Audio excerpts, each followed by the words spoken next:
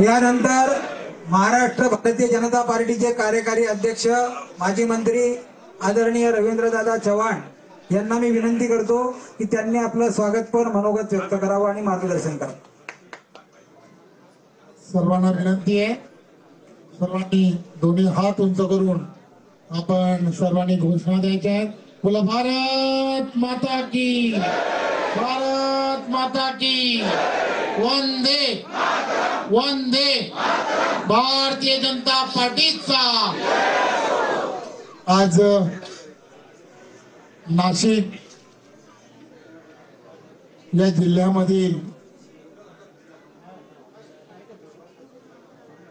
आपण सर्व बडगुजर साहेब असतील आणि त्यांच्या बरोबर असणारे सर्व कार्यकर्ते आणि पदाधिकारी या सर्वांनी आज भारतीय जनता पार्टी पक्षामध्ये प्रवेश केलाय। मी आपणा सर्वांचं मनपूर्वक भारतीय जनता पार्टी पक्षामध्ये स्वागत करतो।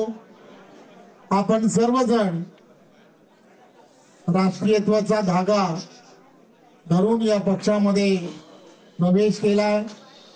देशाचे पंतप्रधान आदरणीय नरेंद्र मोदीजी, महाराष्ट्राचे लोकप्रिय असे मुख्यमंत्री आमचे सर्वांचे नेते आदरणीय देवेंद्रजी व महाराष्ट्र भारतीय जनता पार्टीचे प्रदेशाचे अध्यक्ष आदरणीय चंद्रशेखर बावनकुळेजी आणि आदरणीय गिरीश भाऊ, ही सर्व मंडळी आणि आम्ही सर्वजण आपणा सर्वांना एवढाच विश्वास देऊ इच्छितो की ज्या विश्वासाने आपण सर्वांनी आज भारतीय जनता पार्टी पक्षामध्ये प्रवेश केलाय, तो विश्वास, त्या विश्वासाला आम्ही सर्वजण कुठेही तडा जाऊ देणार नाही आणि आपण सर्वजण एक परिवार म्हणून येणाऱ्या काळामध्ये भारतीय जनता पार्टी आणि भारतीय जनता पार्टीची विचारधारा ही सामान्य जनतेपर्यंत पोहोचवण्यासाठी आपण सर्वजण मिळून कटिबद्ध राहूया,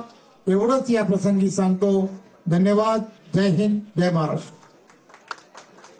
यानंतर ज्यांच्या मार्गदर्शनामध्ये आणि त्यांच्या प्रदेशाध्यक्षाच्या कारकिर्दीमध्ये विधानसभा निवडणुकीमध्ये न भूतो न भविष्यती असा चमत्कार त्यांनी घडवून आणला,